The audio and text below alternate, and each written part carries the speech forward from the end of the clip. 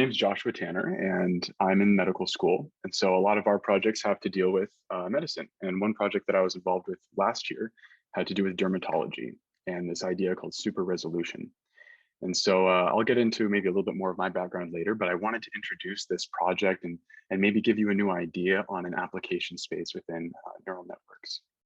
So just to get an idea of the layout of this, we're looking at telemedicine within dermatology. So dermatologists or doctors, they specialize in issues related to people's skin. So if you have like a mole or a freckle or something and you want to get it checked out, dermatologists would be a great person to talk to. They look at it and they give you an idea of whether or not it's normal. If maybe it might be cancerous, and so that would be important to catch pretty early on. So normally patients would go in to see their dermatologist in person if they have an issue, where the dermatologist can perform a physical exam, be very thorough, and give you a good idea of whether or not you need to do anything about it. However, as you can imagine with the advent of COVID, a lot of patients strongly prefer just taking the images themselves. They would think, why do I have to go in and have all this physical contact with people? I should just be able to take this picture, send it to them, and doc, can you tell me what's going on here? Which is a great idea. And that would work pretty well in theory. And for some people it does. However, we have a little issue here. So I wanted to first give you a couple examples of images that were professionally taken by dermatologists. So you'll notice they're pretty clear. The coloring is good.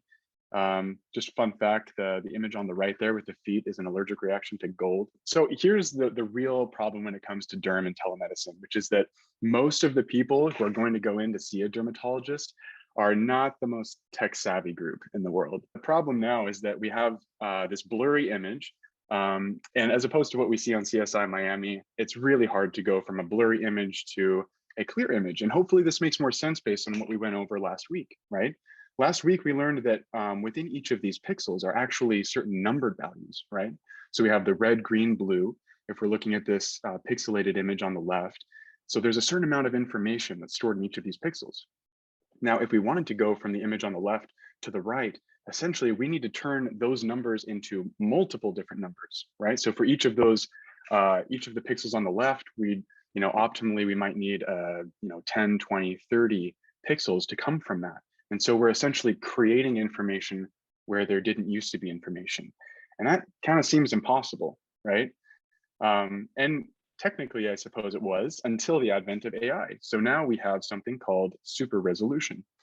And it's an AI system that will let you do that zoom and enhance that was depicted in the video I just showed. So you can take a blurry image.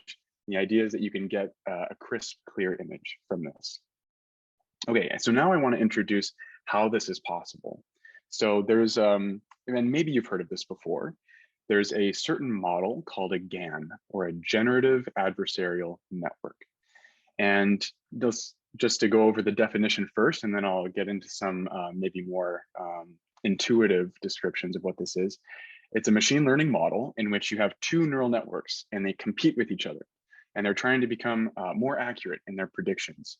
So generative adversarial networks, they typically run unsupervised, and they use something called a zero-sum game framework. And all that means, those are just fancy words to say that one system can't win if the other system is winning. So one has to lose, one has to win.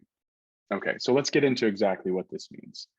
Our goal with a GAN is to train a neural network to actually hallucinate a super resolution image. Right? If we're going from pixelated to clear, that clear image doesn't actually exist anywhere, right? We're literally trying to come up with additional information, fooling the human into thinking like, yeah, this could be a real legit image. Okay, so for this, I wanted to introduce like maybe an analogy.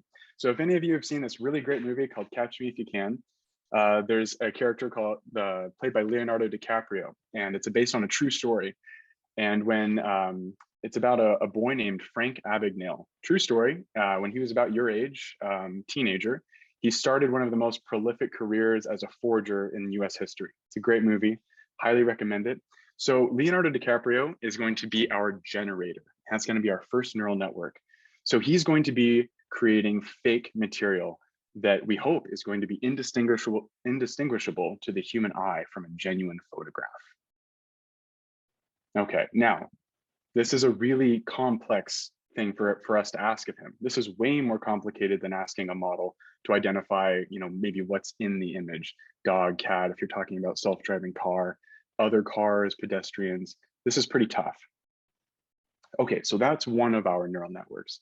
The other one, because I mentioned there were two, the other one is going to be called our discriminator. And their job is to guess whether an image from our generator is a fake or not. So our generator is going to be generating these images, and our discriminator is going to be saying, yep, that's from the generator, or no, this is an actual legitimate image. And so this, very simply, is what our architecture looks like. We're going to be feeding our generator these terrible quality images, these blurry images, and then our discriminator is going to get either images that have been tampered with by our generator, or he's going to be getting high quality images. And his job is to determine whether it's real or generated. Now, I wanted to ask a question before I went any farther.